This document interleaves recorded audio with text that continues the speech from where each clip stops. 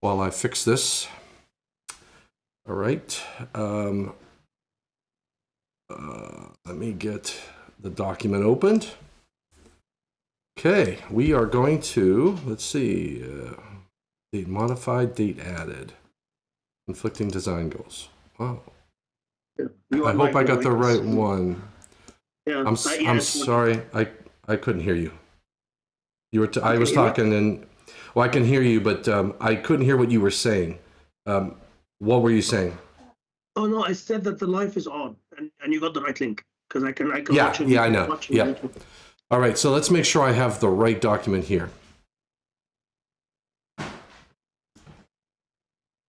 How can I tell? Do you know? Is there some? I know you added this. So how can you see the document? Yes, this is the latest one. There's the new figure. The figure one is new. Yeah, this is the latest one. All right, perfect. All right, so what I'm going to do is I'm going to save this as today's date. Save as, and I'll put today's date. What's today's date? 26th? 26th of August. 26. All right. Save. Ready.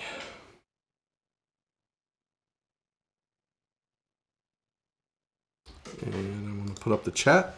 There we go. So I got the chat open. Okay, so why don't you walk me through the latest changes that you made? I'm going to put review track changes on.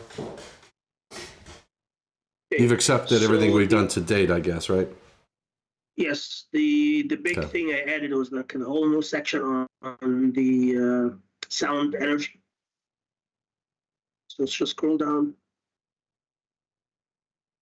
Yeah, C, acoustic sound energy. This is all new. Remember, we had a lengthy discussion, I know, 2 weeks ago when we last met. Yeah. And yeah, so I don't know if you want to go through it now or read it offline. I just tried to explain the difference between decibels that we're used to and the A-weighted decibel, and just talk about the different levels. There was like a different table. I showed the table. I found this nice figure from one of the websites. I was researching, so I include this nice figure. This talks about decibels only. The table talks about the decibel in the hearing losses. There's another table that talks about the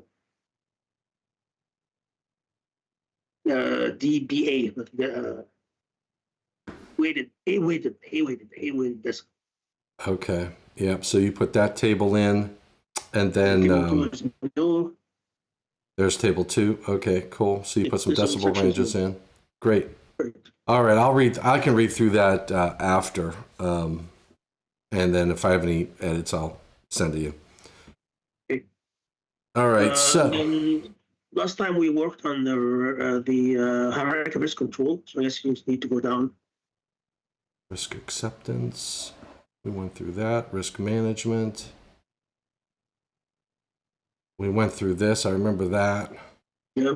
So I did all the stuff that we discussed. Remember all the new examples.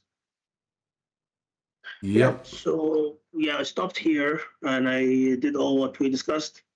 So I guess where we stopped was, Tom, sorry. I have a question for you. So maybe scroll up a little bit where these acoustic sounds. I left a note for you. If you just remember, I should explain it to you.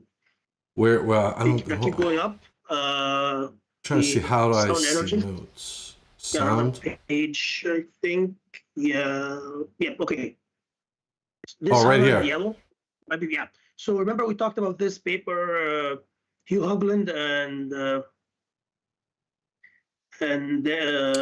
yeah, it was. And remember when we talked about it, it was in their presentation. It wasn't in their paper.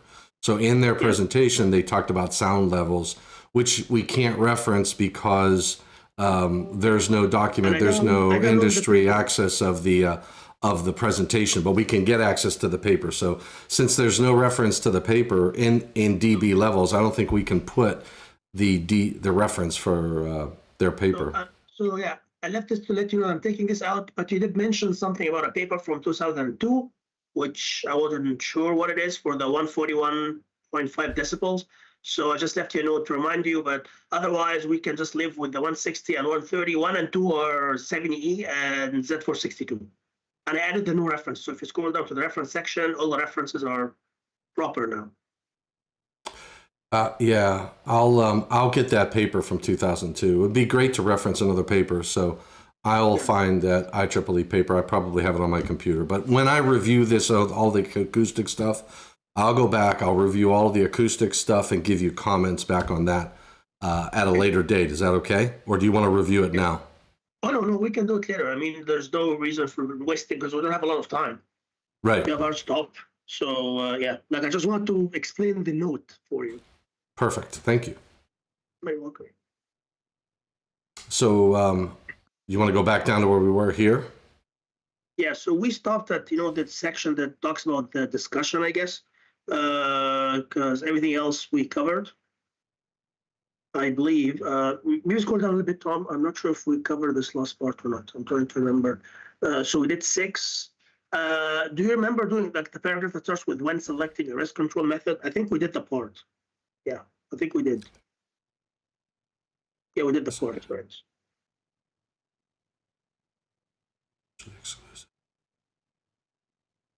Yeah. Yeah, we did the part. So I guess we stopped at the discussion. Taking public transit to work. Okay, yeah, I'm good with that. Yep. Yeah. So the discussion part, which we haven't done last time, and I'm thinking this could be extra material for, not for the conference, for hopefully the version that will be published. I'm hoping the magazine, right? But I just included some items that we talked about during our previous discussions, like how other industries have 5 levels or 5 risk control methods instead of 6. You wanted to talk about the complex lockout, tagout stuff. And then we talked about the classification control methods. Sometimes, like I think here's an example. Where are you at right now? I'm lost. I don't know what you're talking about. Where are you at in the document? The yellow highlight discussion on hierarchy risk control. We're right here. Okay. Yeah. All right. So this section is I added some notes on things that we discussed, but I think this can be done for the not for the conference. This could be a 6th section that talks about more details. So you're thinking of making this a section E for discussion. I don't know. So this would be E. This is. I'm not quite sure yet. What should I do? Like I want to check with you. Should we have it as a discussion because it's discussion on risk control methods, hierarchy risk control. So would it be a separate section or just have it underneath or included in the risk control section? Okay, so you're thinking this is not content for the paper. This is content for a magazine article, right? Yeah, I remember because we have to. So I get it. I completely get it. I just wanted to make sure I have a differentiation. So what you're talking about for the magazine content is just this content right here, these 3 paragraphs? No, the whole thing. This is the whole thing I'm thinking. And the table 5? To write the paper. I know. Hold on. Just slow down. Yeah, so I understand that. What I'm saying is the content in the paper you're saying would be only for the magazine would just be these 3 paragraphs here, or is there more down below? Just those 3 paragraphs. Right now, yeah, but I'll probably take more stuff out. Remember, we write the whole thing and then decide later, so I haven't really decided what to take out. Yeah, but you have decided that these 3 paragraphs are only going to be in the magazine. No, I was consulting with you. I haven't decided. Okay, yeah. Okay, I'm good with that. I'm 100% good with that. I haven't decided on my own. Yeah, no, I'm just thinking this is extra material. We're good to go. We're good to go. I'm going to do this. I'm going to turn track changes off. And I'm going to do a Control X. And what I think to highlight the fact of what we just talked about, I am going to insert, how do I insert a text box. I'm going to insert a text box. And then I'm going to put that in the text box. And how do I I put this text box, align with text. Oh, wrap. In front of text, behind text, I'll do a tight. There we go. So I'm going to, and what I'll do is I will fill this as gray. And we'll put up at the top for magazine. Right? Article content. That way, and I'm good with putting the article content in here. If there's something that we're definitely not going to put in the paper that we know, then I think we can put it in a box like that differentiates it, separates it from the rest of the discussion. Make sense? Yeah, we could. Yeah, I mean, haven't there we go. Finalized the whole thing yet. Yeah. Other than what? Say that again. Changes. I said, yeah, when we finalize everything. Right now, this was just a thought because I felt this would be more. It's going to take another, maybe a page or something or more, and I'm starting to think we're running out of space for the conference. Because we have to pay account. I agree.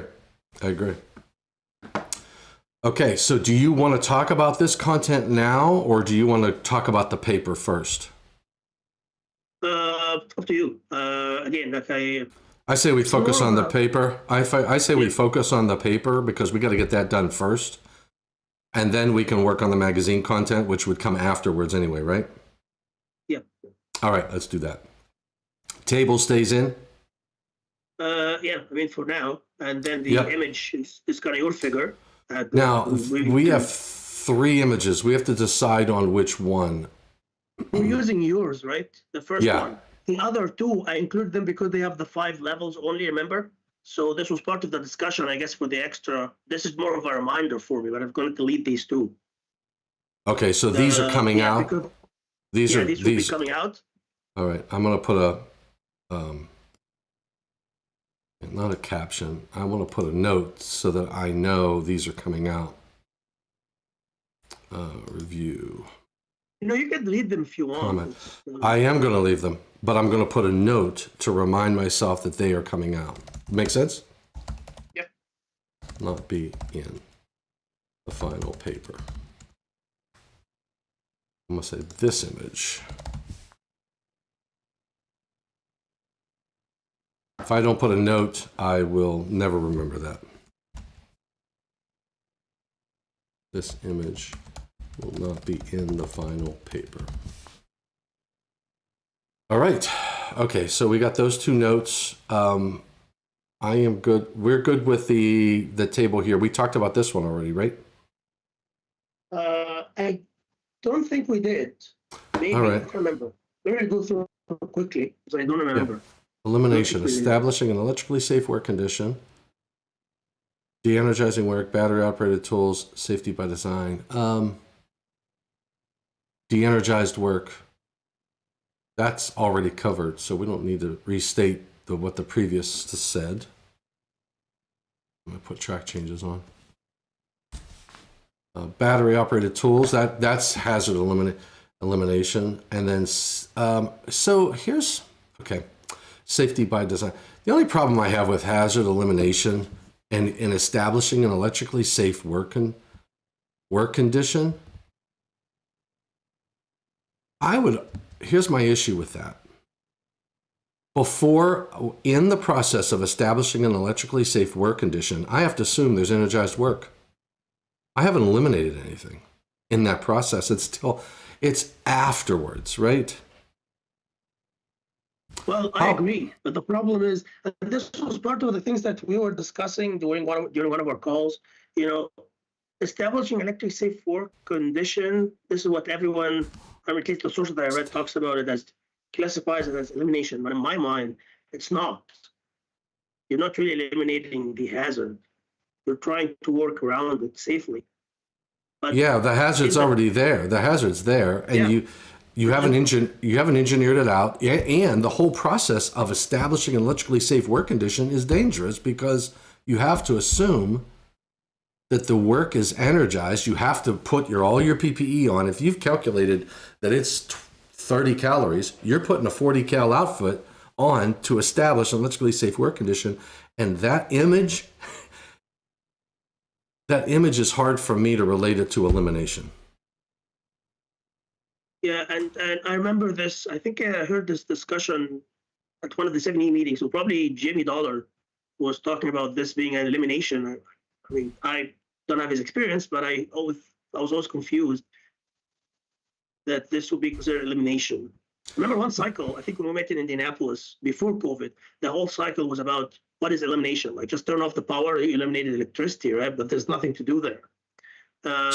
Wait, say that one more time. Was kind of, Hold on. so I mean, like, You made a statement. You said, what did you said there was a paper written about establishing an electrically safe work condition or elimination? no, it wasn't paper. I think it was during one of the 70E update cycles, review cycles. I think it was when we met in Indianapolis. The elimination thing was a big discussion because someone would argue that the only way to eliminate the electrical hazard is to work de-energized, just turn off power, right? But I think they agreed that I think so. I remember vaguely. This was before COVID. I think what the committee agreed upon was elimination is, or establishing electric safe work condition is considered elimination. But I wasn't very. I don't know. What if we did this? What if we? I'm sorry. I'm sorry. I didn't mean to interrupt you. Go ahead. No, I didn't say anything. Sorry. I guess the internet is not great today. Sorry. Yeah, that's okay. So what if we put a small paragraph as a note to this table? Note to table 5. Establishing an electrically safe work condition was placed in elimination, but these authors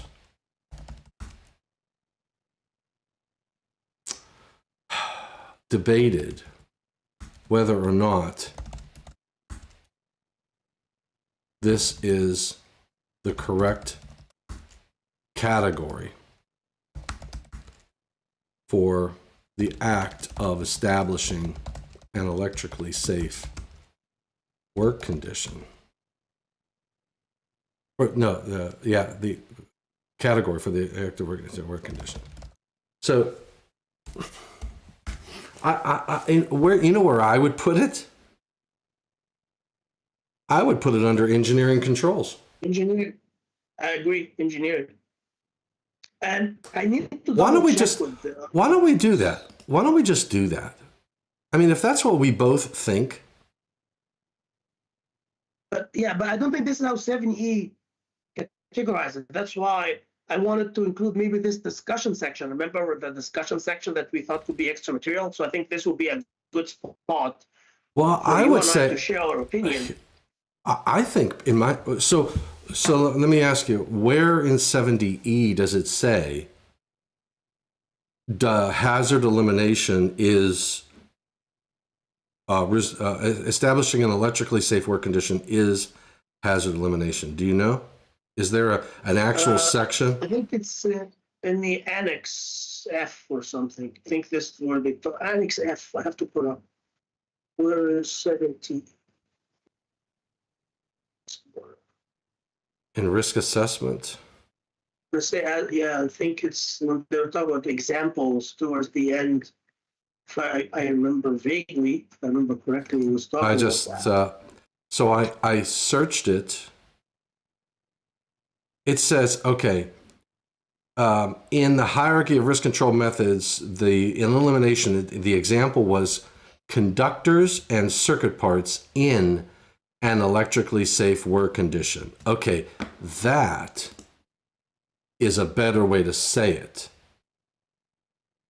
And the reason I think that is good is okay, so that makes more sense. Conductors and circuit parts in an electrically safe work condition. That doesn't mean you went through the process of establishing an electrically safe work condition. It means they are in an electrically safe work condition. So I could have a transformer outside that's not connected to anything, and I'd say that's That's an electrically safe work condition. Did I establish it? Did I turn something off, go through the entire process? No. Those words are very they're so vague. I could interpret that a few different ways, right?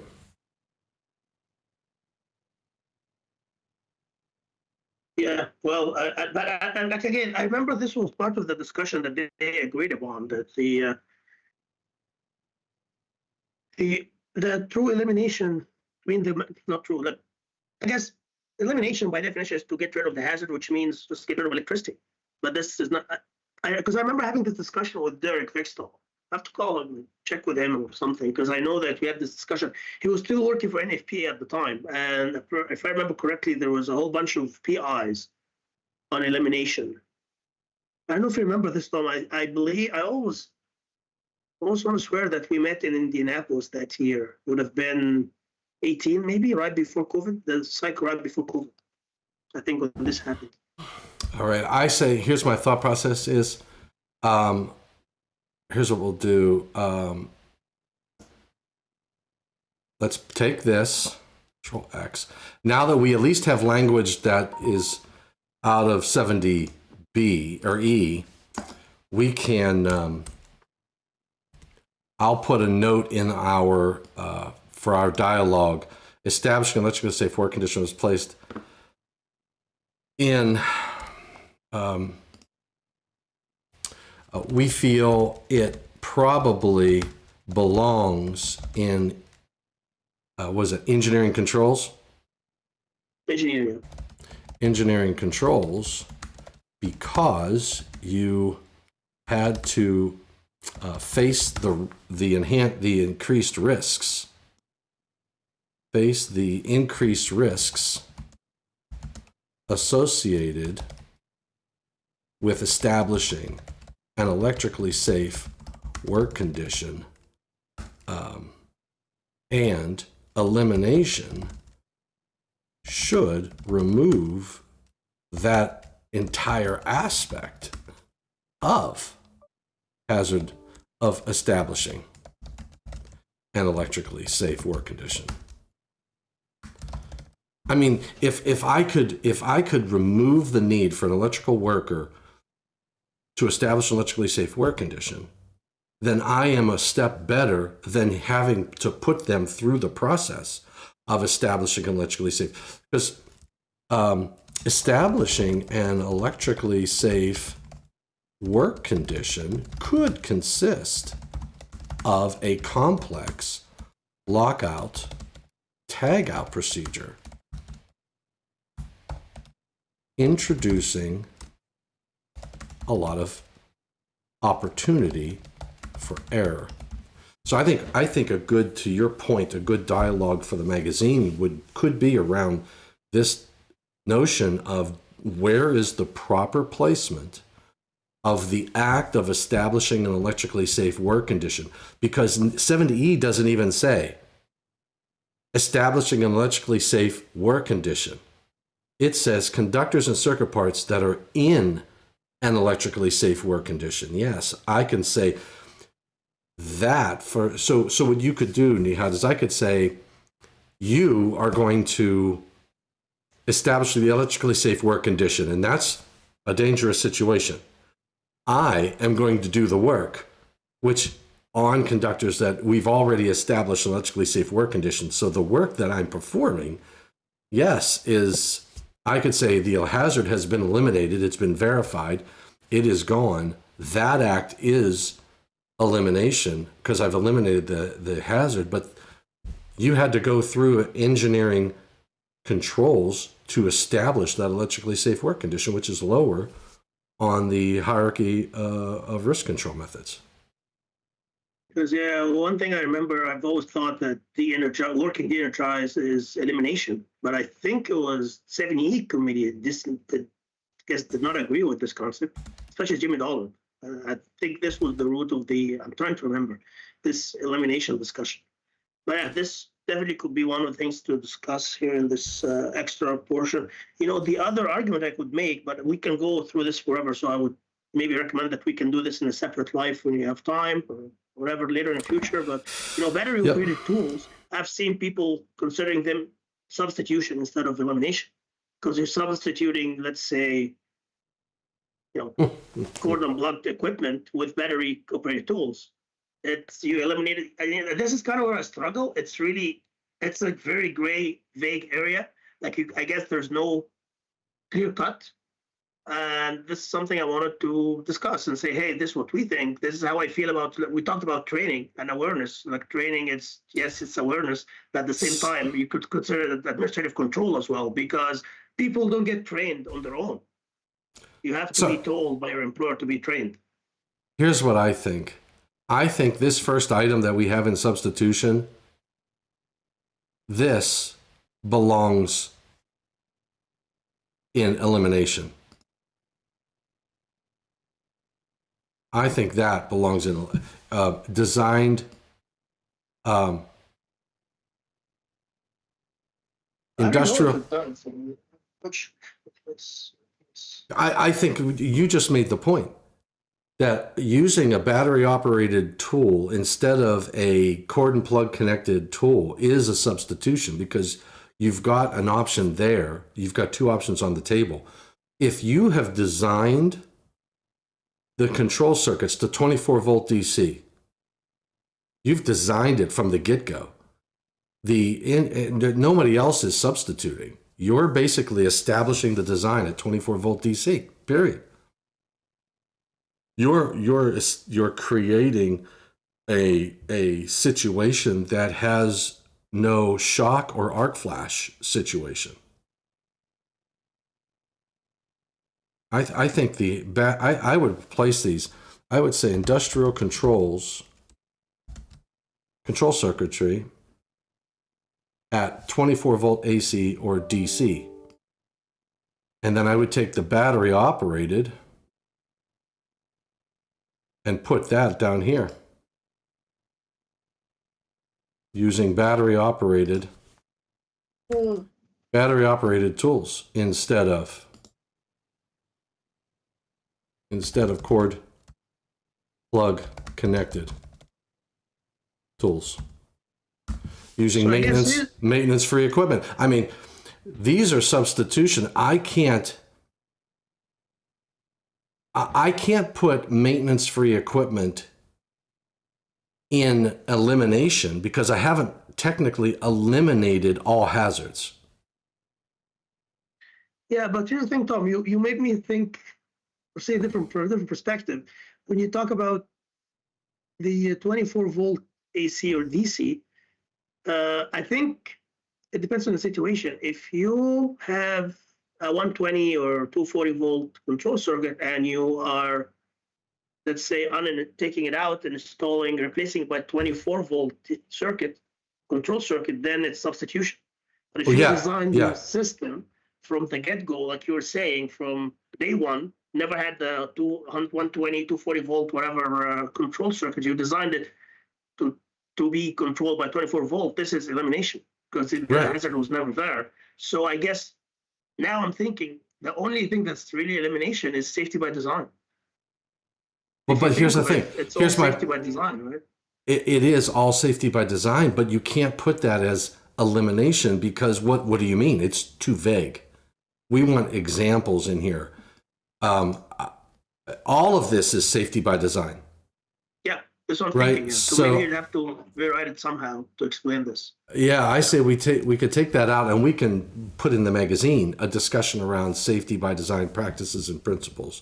But when we are giving examples, I think conductors and circuit parts in electrically safe work condition, that's right out of 70E. We can't, we could argue with it, and we can argue with it in our magazine. Industrial control circuits designed as 24 volt AC or 24 volt DC, or designed below 50 volts. Below 50 volts, period.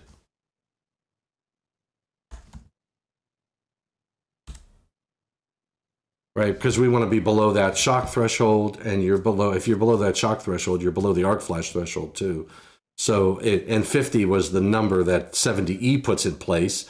So although 24 volts is correct, but if I did 28 volts or if I did 48 volts or whatever, I would still be. So the key number is below 50 volts. So I like those two. Those two examples are good. Yeah, I'm trying to remember. This is true for 7E. I think Z462 had a different number, 60, I think it was, or maybe 30. 60 for DC, 30 for AC. So yeah, so I guess well, I can fix this to be accurate. In the US it would be 50 volts. Like if you go to the very first paragraph under electrical hazards, first page, these are the numbers. Unfortunately, the two standards don't agree on threshold. Yeah, and you know what? That's a very good point to put in the magazine. That there needs to be consistency. I mean, shock is shock.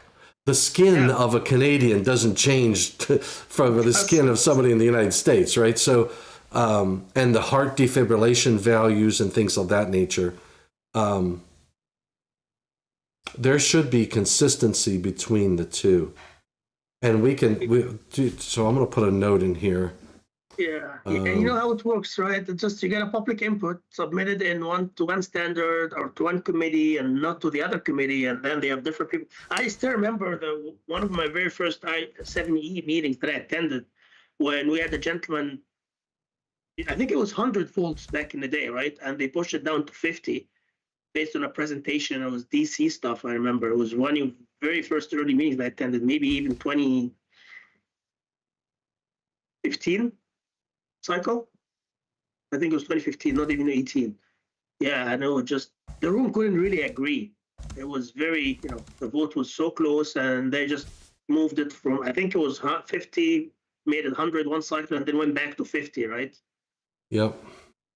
So it's just it's hard, and I agree. It makes it difficult, especially because I know some engineers who work across the border. Like you have like one friend of mine, he works for a pulp and paper company. I guess they have mills in the US and in Canada. So he uses 7E for the mills in the US and Z462 for the mills in Canada. And when he's working, I guess, developing his electric safety program, he has to make sure that, if you're in the US, it's 50 volts, but in Canada, you do the same thing, but it's 30, not 50. Makes no sense, should be the same thing. Yeah, we can't say maintenance free and LED. I don't think we can. I mean, you still have to replace an LED light, right? So our point here was exchanging technologies that prolong the maintenance schedules. I think this maintenance free term was used somewhere, but I don't have any strong feelings about it. I thought it was weird, but I guess my interpretation was, okay, you throw it out, you can't fix it. This is probably what they meant by maintenance free, right? When something goes wrong, or just throw it out. But I guess this applies to light bulbs in general. You can't really fix them. So I don't know.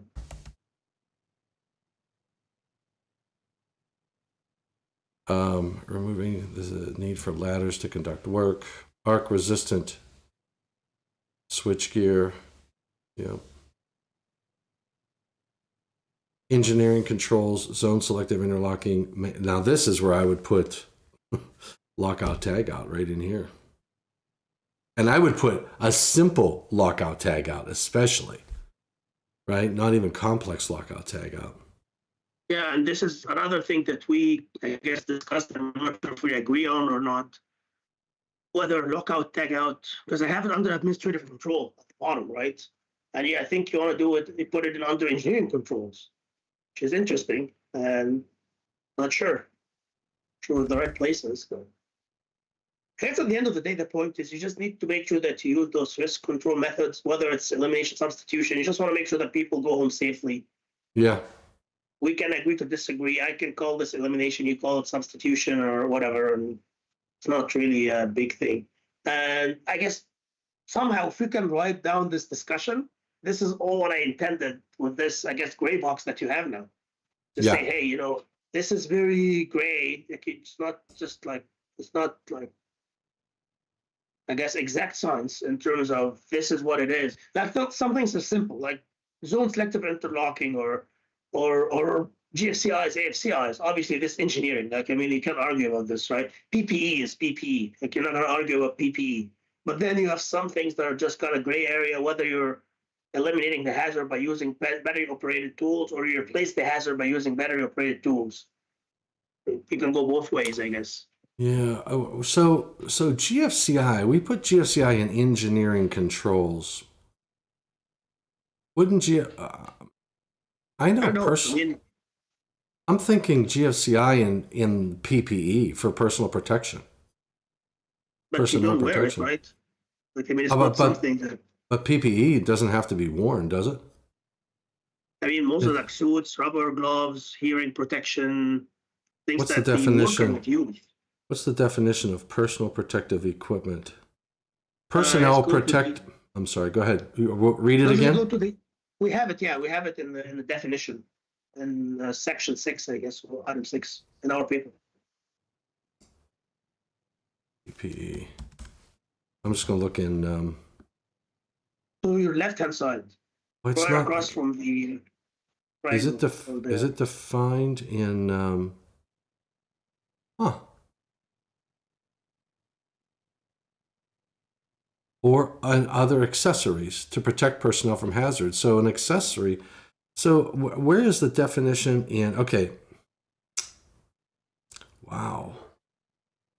Some of these things are not defined, in the standards. So, but I've always thought of protect any PPE is because it's personal. It's something for one person versus GFCIs, AFCIs, like relays. Because the same logic, you can consider relays as PPE. But relays, anything like circuit breakers, anything OCPDs, they are engineering controls designed by engineers. They do the coordination studies, whatever, to make sure that they protect people. It's not tied to worker individual A versus individual B. But PPE, in my mind, it's like your item.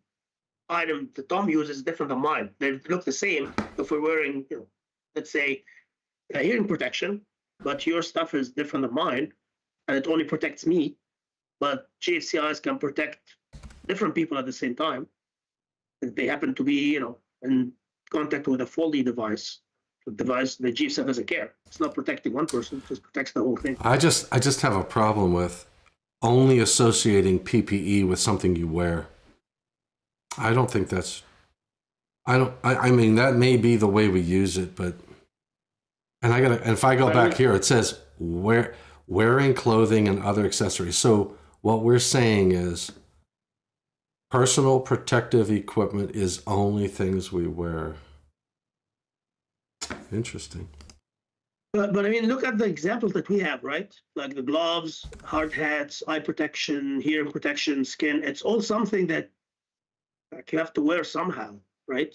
Unless we could come up with a different example that maybe defeats its definition. But as of now, all the examples that we agreed upon last time, they're all things that you use, like steel-toed boots, something you wear, right? Maybe wearable is not. I mean, but this is how we use it. Yeah, if I look in 70E, 310.5, 310.5D, 2, personal protective equipment. It says one or more of the following, and it's just stuff you wear. So I can't put anything other than what's on a body as personal protective equipment. It's interesting. I never really thought about it that way. I thought I've always associated. I'm sorry. I was going to say it's interesting because I've always thought the other way, that PP is something we wear. So it's funny that you and I had different thoughts. Yeah, it's interesting. Yeah, I just looked at, and I guess I was using it as personnel, not personal. I was saying personnel protective equipment, not personal protective equipment. Oh, so did I'll go with that. Did I use the wrong word? So did I use the wrong word, Tom? No. Okay, so it's personal? I thought it was personal, okay. All right, where were we? All right, so this table, I think this table, we may need just one session because we only have like 10 minutes left or something. So maybe we can just move this table or postpone the discussion now, because this will be the whole, I and we need to think. start writing stuff. Do you have any Because other it's issues taking- with this table? I don't have any other issues. Do you? No, I mean the discussion Okay. to. I don't have either. it- So we're done. Yeah. Okay. in the So let's discussion move on. part. Okay, so design goals, this is a new section. Just try to define all the goals that we have. So I'm just gonna go through it quickly and then I will let you know what I think. When Or let me designing know an what you electrical power. I'm sorry. Go ahead. No, so it's like you can read it through and let me know what you think. I'm going to read it. Okay. Okay, All go right. ahead. When designing an industrial power system, design engineers are often faced with the challenge of consolidating various competing goals. Consolidating? Yeah. Or I'm not sure if I... challenge of meeting, right? Consolidating is putting everything down into like one, but the challenge is actually meeting various competing design goals. Balancing these competing goals, requires careful consideration of trade-offs and compromises at various stages of the design process. Moreover, identifying and ranking these goals is based on their relative significance or impact on the overall project or system. Prioritization of design goals helps guide the decision-making and resource allocation to ensure that the most important objectives are addressed effectively. Thus, high priority goals are the most critical goals that deserve the greatest attention and resources, while low priority goals receive less emphasis and are subject to trade-offs. It's worthy noting that goal prioritization is industry driven, and goal ranking could vary drastically based on the situation. For example, the nuclear power industry ranks safety as its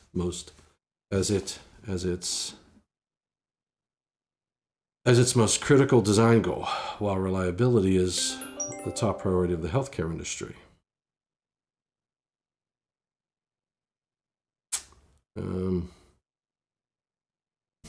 I might want to say we use two different examples.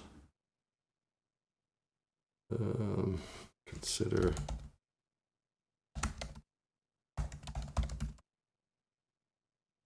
the only reason I say that is because reliability is very important, and I would associate reliability with safety as well. So I would say both of the nuclear and healthcare both have reliability,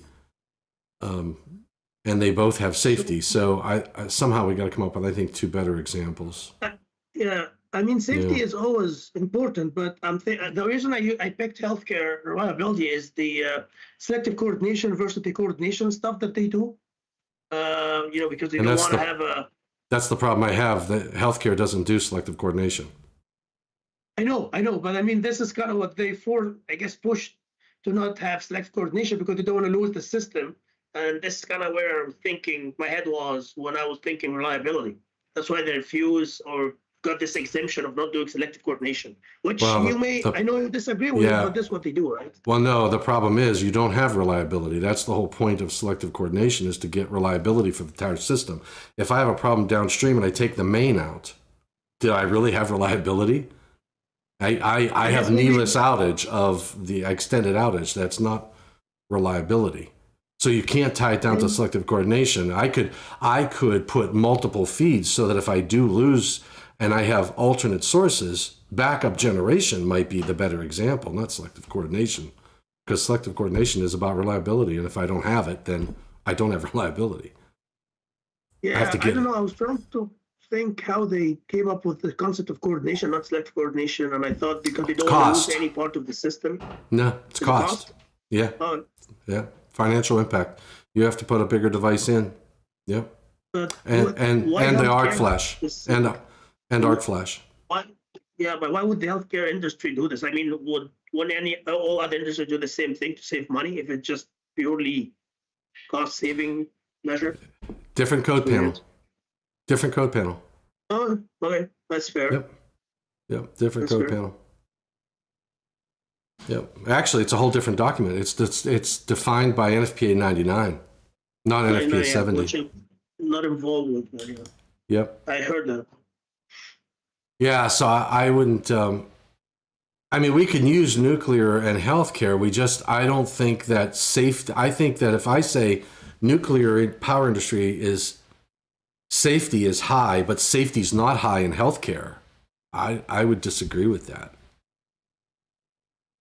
Yeah, I mean, I think safety is high everywhere. I guess we exactly. can keep the nuclear power, but come up with something different to replace it. Maybe the cost something that you just shared. But I don't know if we can write it down here. Cost for I don't know whatever industry. I don't know. I try to say I like don't food know. cost because cost. Something's telling me going down the road of trying to do the comparison by industry. Ooh, I know what you could do. You could do a comparison between nuclear and residential, right? A Yeah, I mean, commercial, a yeah, good yeah. commercial building reliability, and I would say, I'll just type this in here. So I'll say, for example, reliability is priority one for the nuclear and for the nuclear industry, but for a nuclear power plant, right? But reliability is not priority one for a residential dwelling unit or Yeah, or I like that. or a commercial building. There's too drastic, right? So now you're talking a nuclear power plant that's has to be reliable because of obvious reasons, and then you have just a dwelling unit. Say, hey, if I lose my power today, so what? We could And this also makes sense. Yeah, I just want to give an example because the sentence before that, sentence prior, was talking about the prioritization is driven by industry and situations. So that's why I was thinking industry comparing by industries, but I guess what you just suggested is good. This is kind of why I tried to do the industry comparison, just to follow up on the previous sentence, but this is good too. yeah. I mean, it lines up with the previous sentence. How does it? Yeah. Yeah. Yeah, industry. Yep. For example, reliability priority is priority one for a nuclear power plant, but reliability is not priority one for residential dwelling unit or commercial buildings. Right. In this paper, the following design goals are taken into consideration. I like that. I like that. I like it a lot.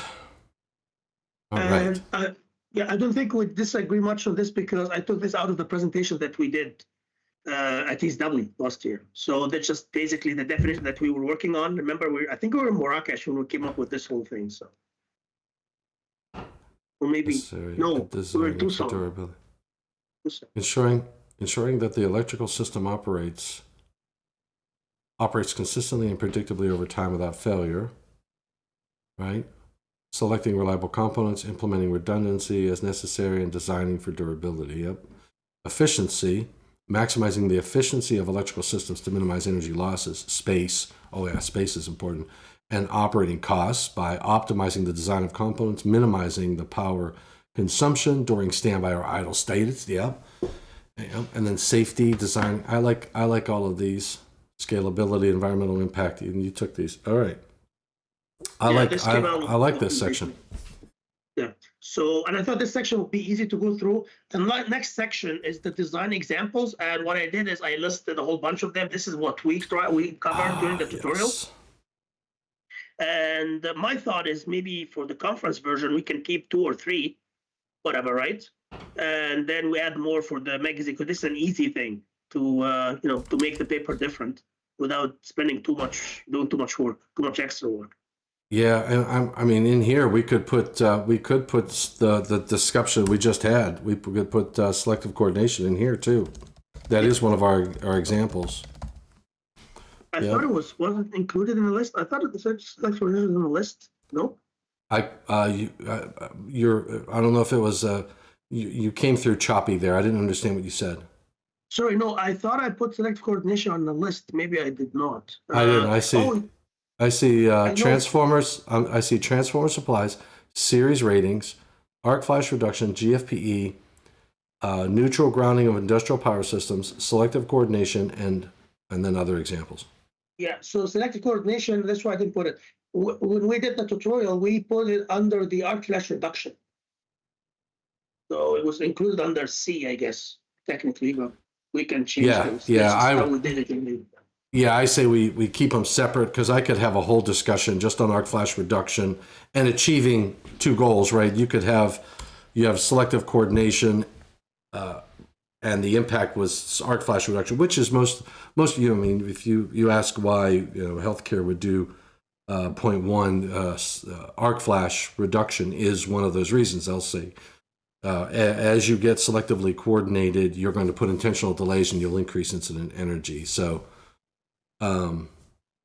we could roll that into a subtopic of arc flash reduction, but I could have them both work off of each other. You know what I mean? Especially like in the magazine. When we go to the magazine, we can put a lot of different titles and sections and put some content and show both. so I guess if this is the case, we can maybe make them next to each other, like in the order. But I can work on this later. If they don't have to. They don't have to. Yeah, they'll be completely independent, but yet, they can still feed off each other if they're complete. All of these will feed off each other. Like series ratings, there's arc flash reduction inherent in that as well. So we could bring arc flash reduction into the series ratings discussion point when you series rate things. But there's challenges, right? There's trade-offs.